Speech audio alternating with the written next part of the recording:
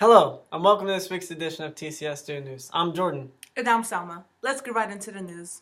On Monday, we celebrate the life of Martin Luther King Jr. Martin Luther King Jr. was an activist and pastor who promoted and organized many nonviolent protests.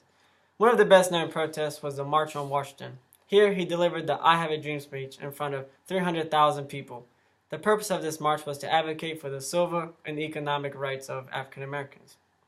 Now, Martin Luther King Jr. just didn't fight for African American rights. He also fought for the economic rights for poor people. In 1968, Martin Luther King Jr. had a march planned out, which was called the Poor People's Campaign. Unfortunately, 2 weeks before the march, Martin Luther King Jr. was assassinated.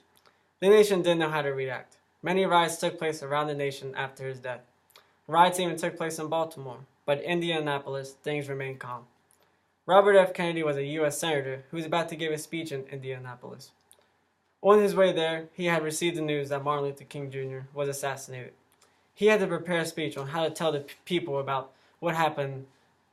Police and other officials told Kennedy that he should not give the speech because they didn't know how the people would react and they couldn't protect him if any riots started to take place. After he gave his speech, the people remained calm and clapped for Kennedy and came together. Protesters from around the world came to Washington, D.C. on Saturday for the third annual Women's March. The movement was started in 2017 by women activists who were against Donald Trump and to fight for women's rights. Other marches were held in Los Angeles, New York, and other cities from across the country. About 60,000 people attended the march this year, including Olivia, Donald, Roning, and myself. The reason that I marched and that others marched was for equal rights between both men and women. I believe that women's rights are human rights. Women deserve to have the same rights and be free from all forms of violence against their bodies. While we were marching, we encountered some people that were against women's rights and that were pro-life. They were yelling offensive things to us. Lots of people were yelling back that we have the right to get an abortion because it's our bodies, our choices. There were some Trump supporters as well that were trying to bring us down, but they didn't stop us. They encouraged us more to fight for our rights. One of my classmates, Olivia, had something to say about the march. I felt like I was marching for women all around the world. Also, I was marching for the people that come after me, for myself, my female peers, and my female family members. I marched to show that this is my right to be able to protest, and I have the right to take a stand. It felt good as a woman to be able to stand for myself. It made me happy to look around to see the other people, men included, standing up for women's rights. I feel like this is going to be history and it feels good to be part of it. She took the words right out of my mouth. I'm so happy that I was able to go and try to make a difference for the next generation. You and Olivia and other activists are going to be the ones who change this country. I am so happy that y'all went. There's history being made all around.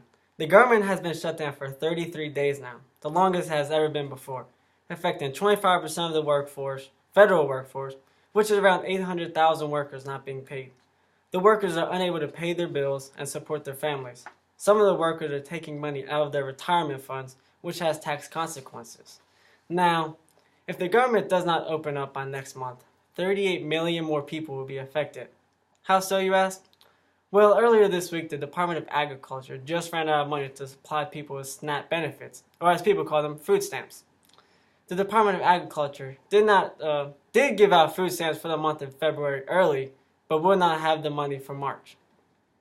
Also, February is the month where people file for their tax returns, but due to the shutdown, the IRS is not funded, which means that people will not be able to get their taxes back. Now, there's a little uncertainty because the IRS just brought in 40,000 workers, but they are not getting paid. I would personally be affected by this because my mother uses food stamps.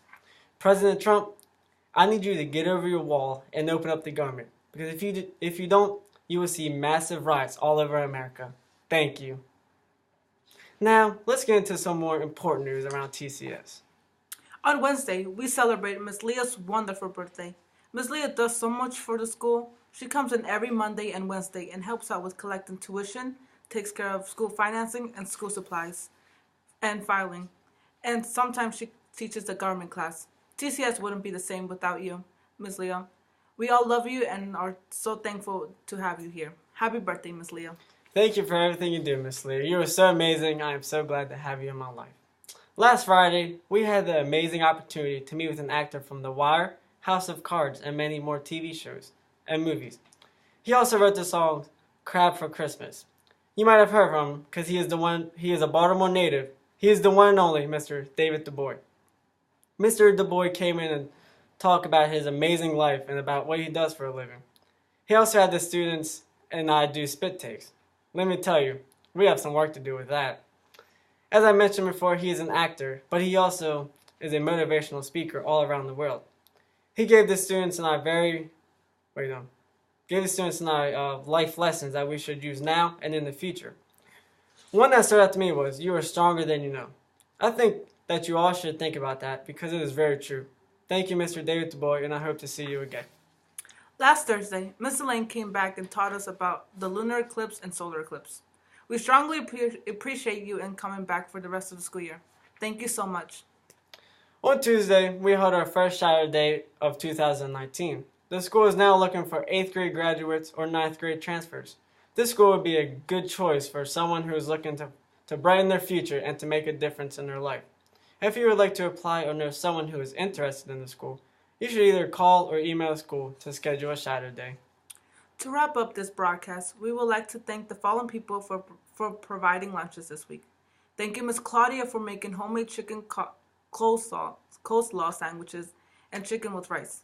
Thank you, Miss Carol, for bringing in delicious pulled chicken, salad, and chips. Thank you, Miss Peg, for bringing in amazing pulled pork, salad, pineapples, and lemon cookies. And finally, we would like to thank Mimi and Poppy for bringing in the wonderful chicken, corn, dressing, and cupcakes. They also brought in some other things for the pantry as well. We are so thankful to have you all part of the TCS family. Yes, we are, Salma. Well, that wraps up TCS Student News. I hope you all have a wonderful day.